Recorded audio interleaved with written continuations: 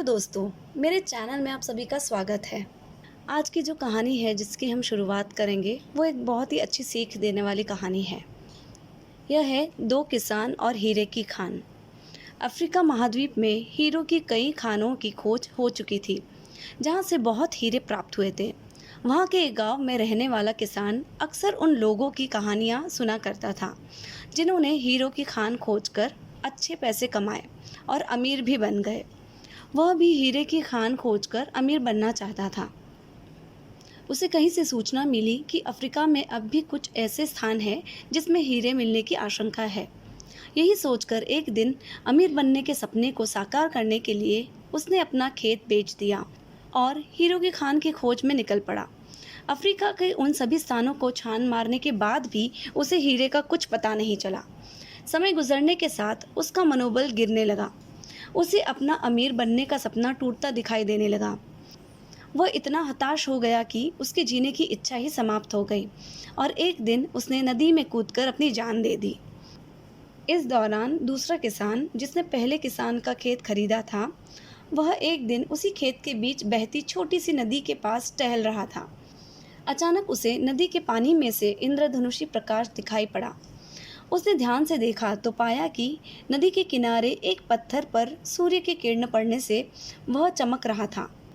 किसान ने झुककर वह पत्थर उठा लिया और घर ले आया। वह एक खूबसूरत पत्थर था। उसने सोचा कि यह सजावट के काम में आएगा और उसने उसे घर पर ही सजावट के तौर पर रख लिया। कई दिनों तक वह पत्थर उसके घर पर सजा रहा। एक दिन उसके घर उसका एक मित्र आया। उसने जब वह पत्थर देखा तो हैरान रह गया। उसने हैरान होकर किसान से पूछा कि मित्र, यह तुम्हें कहाँ से मिला? तुम इसकी कीमत जानते हो? किसान ने जवाब दिया कि नहीं। मित्र बोला, मेरे ख्याल से ये हीरा है, शायद अब तक के खोजे गए हीरों में से सबसे बड़ा हीरा। किसान के लिए इस बात पर यकीन करना मुश्किल था। उसने अपने मित्र को बताया कि उसे यह पत्थर अपने खेत की नदी के किनारे से मिला है। उसके मित्र ने तुरंत ही कहा कि वहाँ तो ऐसे और भी पत्थर हो सकते हैं।